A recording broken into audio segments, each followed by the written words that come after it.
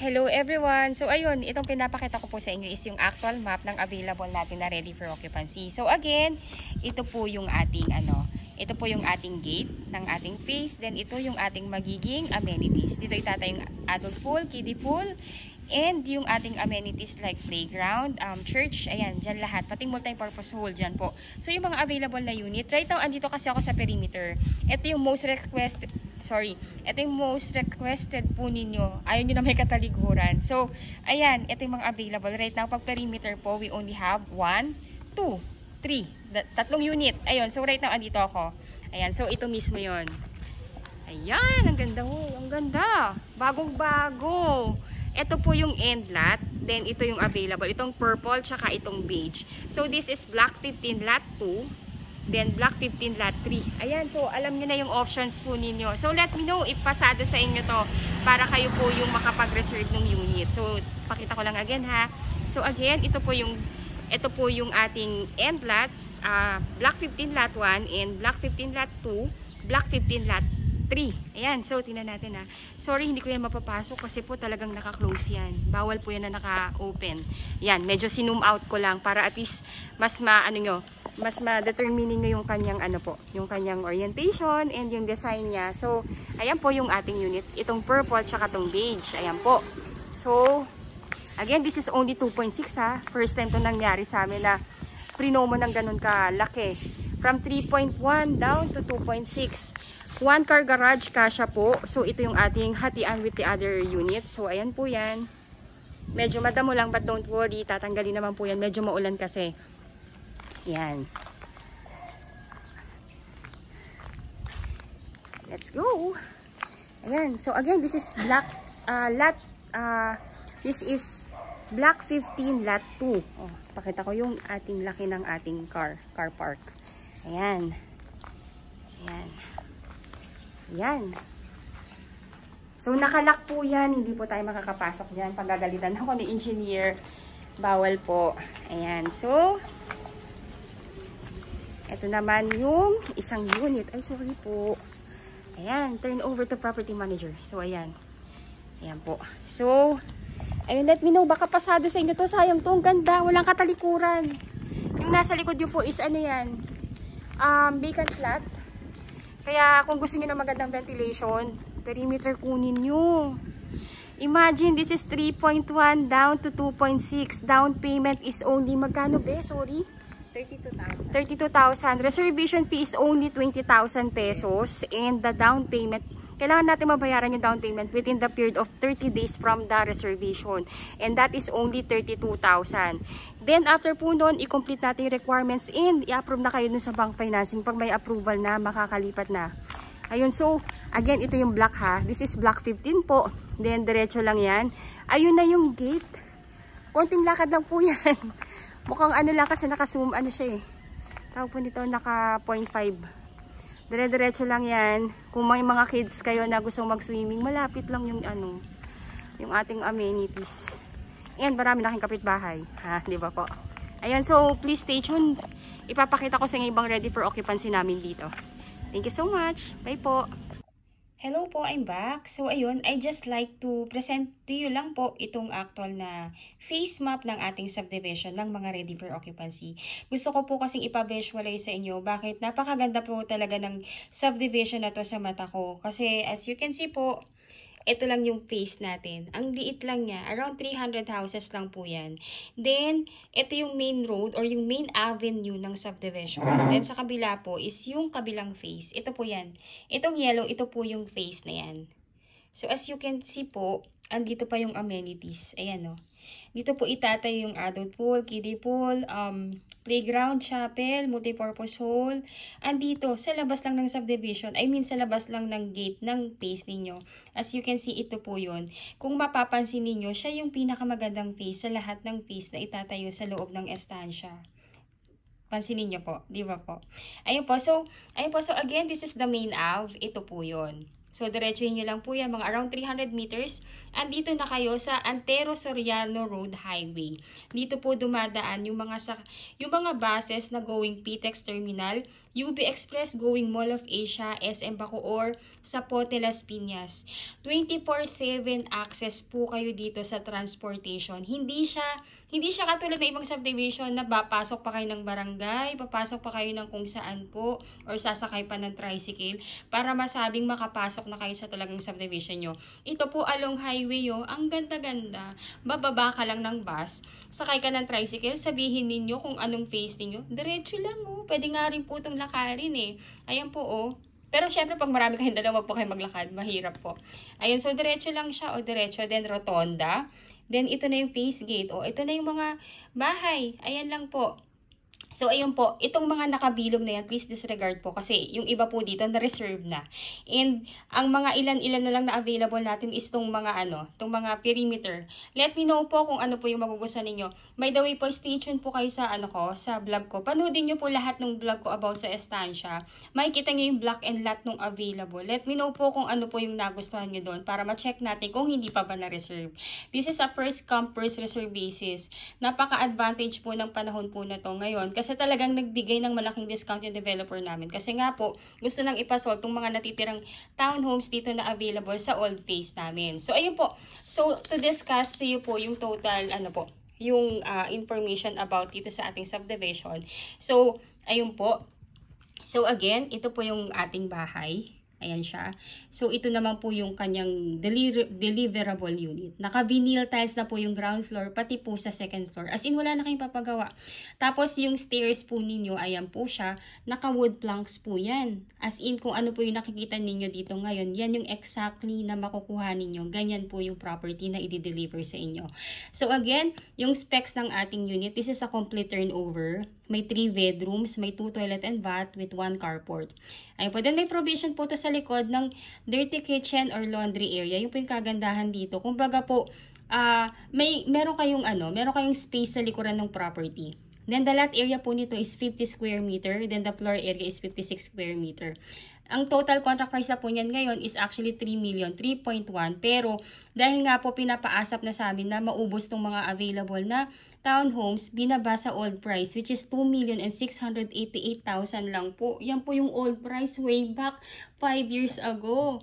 Kaya po, yung mga hindi po nakakuha before na ngayon nagugustuhan na and nakikita nilang ang ganda-ganda na talaga. This is your chance. This is your second chance. Kaya avail your unit na. Ayun po. So, the total contract price again is 2,688,000. Then, the miscellaneous fee is 188,160. Ngayon po, inclusive po dyan yung title transfer, government taxes, and processing fee sa bank po. Ayun po, all in na po yan. Kasama po yan sa ILO loan. Ngayon po, dahil nga po gusto na pong i-turn over din yung unit para sa inyong mga kababayan natin na kailangan ng makalipat, binabaan din yung down payment. Originally, ang down payment is 10% based po sa total contract price. Pero ang bait talaga ng developer natin. So, ginawa niyang 1.9% down payment para talagang makamasa. So, yung down payment na lang na kailangan ninyong bayaran is 52,000 and 592,000 pesos. Ngayon po, para makapag-reserve pa kayo ng available namin na unit, ang una nyo lamang pong gagawin is to reserve it ng 20,000 pesos.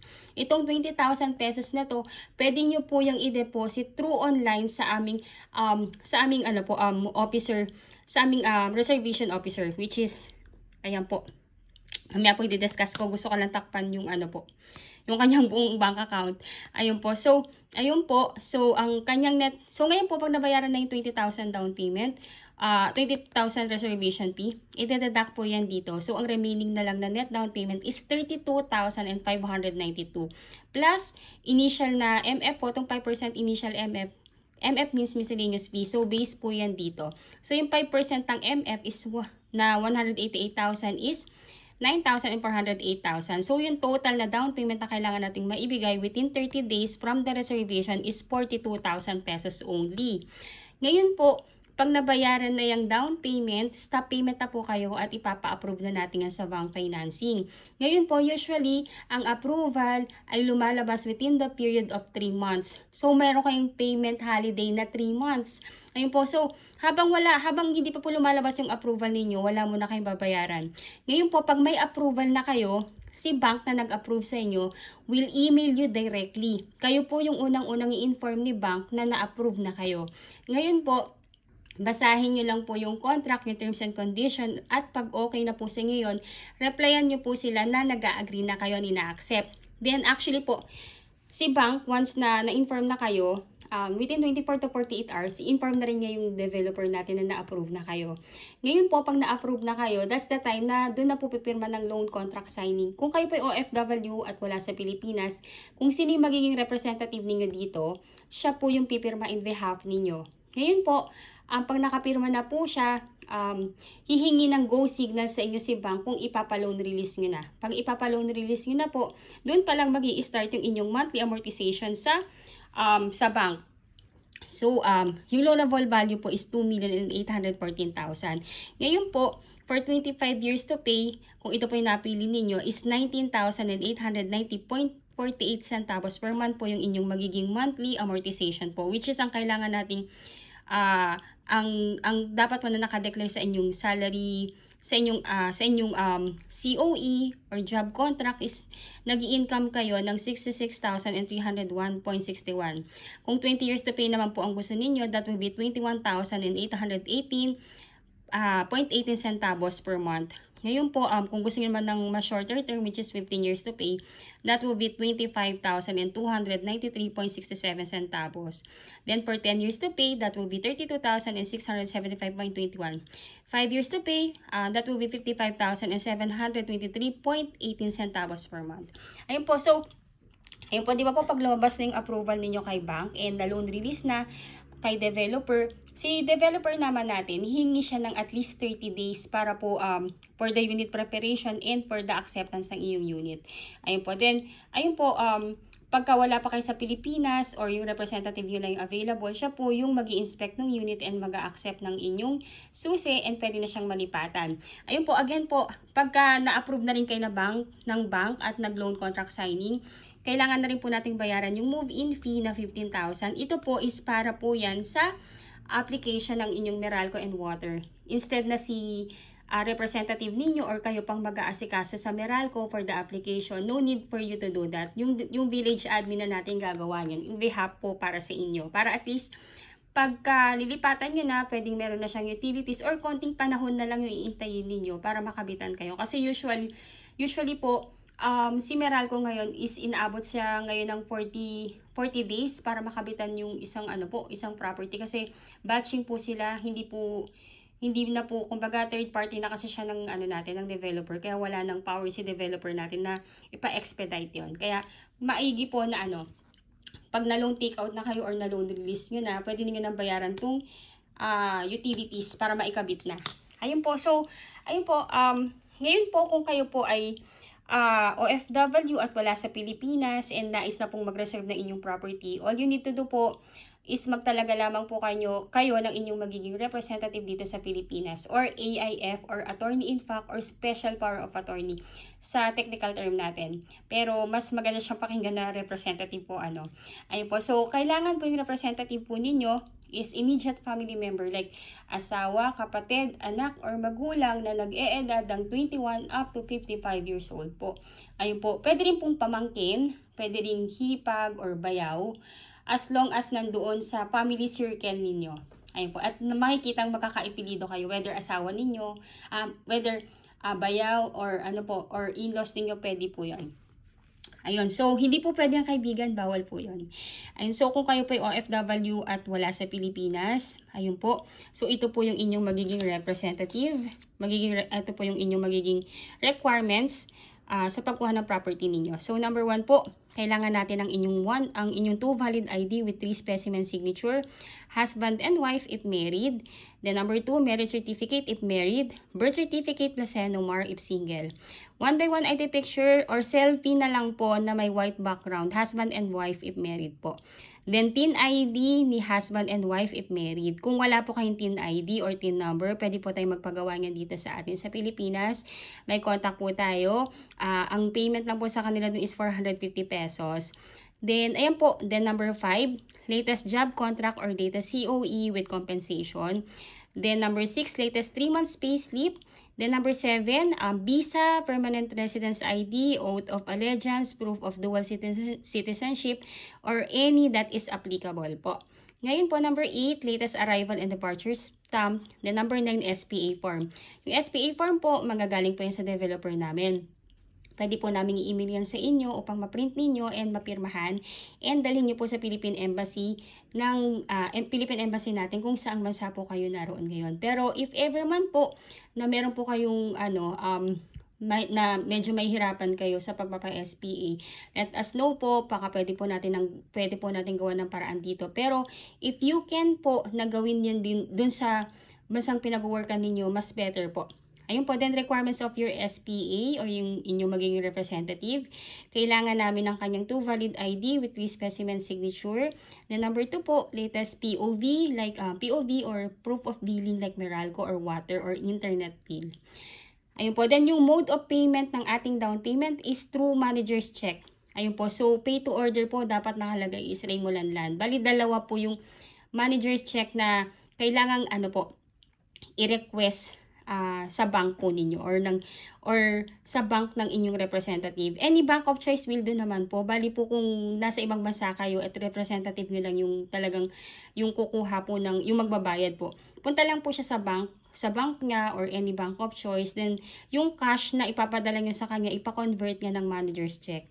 Ay po sabihin lang ng representative niyo na yung manager's check is for the purpose for the down payment po ng property na ina-acquire niyo. Then ito yung ilalagay ng teller or ng officer sa bank doon sa manager's check. Then dalawa po yung hihingin nga na manager's check. Yung first MC or manager's check is 32,592 pesos po dapat yung nakalagay, which is ito po yon yung sa down payment po. Then yung sa second miscellaneous, sa second na manager's check, ang dapat na ipalagay po is 9,408 pesos po. Yan po yun dito sa initial MF. Ayun po. So, ayun po. So, again po, yung ating reservation fee, pwede nyo po siyang i-online reservation at i-deposit na lang sa aming officer na nagre-receive ng mga reservation fee, which is si Ma'am Denise Ratak. Ayun po. So, ayun po, kung gusto niyo na pong i-reserve yung property, unahan po tayo dito. Let me know po. My number is already posted in this video. Isa-send ko po sa inyo reservation form para ma-fill upan nyo po. And yung SPA form po para mabasa and ma-fill upan nyo na rin po. And send back nyo lang po sa akin. And kung maaari po, ibigay nyo na rin po sa akin yung mga requirements na available nyo na para at least isang filing natin. Ayun po, if you think po na nakakatulong po sa inyo itong aking presentation sa inyo, please do like my video. And if you are new to my channel, please do me a big favor po. Please subscribe and hit the bell button found at the lower right of this video screen. Again, I'm Miss Say Caranza, licensed real estate broker based in Cavite. Please add me sa aking Facebook account and contact me na lang directly po. Pwede nyo po akong kontakin sa aking Viber, WhatsApp, and add nyo na rin po ako sa Facebook. At least makilala nyo rin po ako and for the better conversation po. Ayun, so, again, maraming salamat po sa inyong lahat. And kung nagugustuhan nyo na yung property, nakikita nyo na yung nakikita nyo na dito na talaga kayo titira. And nagugustuhan nyo naman talaga yung location, grab the chance. Kasi this is the second chance po. Kasi po, this is 3.1 million na.